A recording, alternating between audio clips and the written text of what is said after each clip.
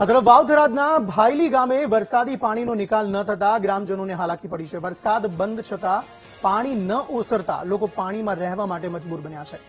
10 દિવસથી પાણીનો નિકાલ ન થતા જનજીવન પર ગંભીર અસર પહોંચી છે। પુણારી તળાવનું નાકું બંધ હોવાથી પાણીનો યોગ્ય નિકાલ ન થતો હોવાનો ગ્રામજનો દ્વારા દાવો કરવામાં આવ્યો છે। 2 વખત મામલતદારને આવેદનપત્ર પાઠવ્યું છતાં કામગીરી ન કરાતા ગામના લોકોમાં રોષ જોવા મળી રહ્યો છે। ભાયલીથી ચાદરવા તરફ જતા રસ્તા પર 10 થી વધુ ઘરની આસપાસ જળભરાવ થઈ ગયો છે। ઘરોની આસપાસ પાણી ભરાયેલા હોવાથી રોગચાળાની પણ ભીતિ સેવવામાં આવી રહી છે। 10 દિવસથી વરસાદ બંધ છે। હાલ 4 બકા પોણી છે। અમારે કેવી રીતે રહેવું હોય? છોકરો બીજો કોઈ ભણવા જાય નહીં કે તો અમે ઘર બહાર આવું તો કેવી રીતે બહાર આવું?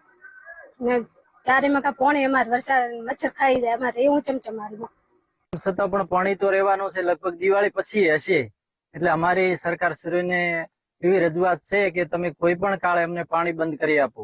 કારણ કે અમારે અહીંયા ખેતરોમાં રહેવા વાળા 101 ઘર છે। અહીંયા આજુબાજુમાં 15 ઘર છે। એ બધાના ઘરોમાં પાણી ભરાઈ ગયા છે। અત્યારે પાણીની પરિસ્થિતિ એક પાસે વરસાદની ઓછી છે, પાણીનો પુરવઠો ઓછો છે, પણ નાકો તલાવવાનો બંધ છે। એના કારણે પહેલા પૂરની તકલીફ હતી એના કરતા અત્યારે વધારે તકલીફ છે।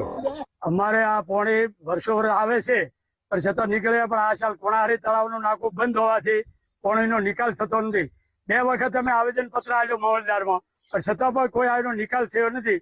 તો ગમે તેમ કરીને આ પાણીનો નિકાલ કરાય સત્ર। અત્યારે આ જે કોણાશ્રી તલાવ છે ને એ ગામ લોકોનો ત્રાસ છે અને પાણી અહીં કાઢવા માંગે છે અને તોડવા માંગે છે કોણાશ્રી તલાવ। અને પાણી અત્યારે પ્લોટ વિસ્તારમાં તો તોડે ને તો કાંઈ પણ વધે એમ નથી। અને અમે આ બાબતે સ્થળ મુલાકાત લીધેલ હતી, બંને પક્ષોની રજૂઆત સાંભળી છે અને એમની જે રજૂઆત છે એ મુજબ આપણે આ તળાવના પાણીનો નિકાલ કરવાનો થાય છે। તો એના માટે મોટા પાઇપ નાખી અને આ પાણીનો નિકાલ કરવા માટે સિંચાઈ વિભાગને આપણે દરખાસ્ત તૈયાર કરવા માટે જણાવેલ છે અને આ માટે સરકારની મંજૂરી મેળવવાનું નક્કી કરે છે।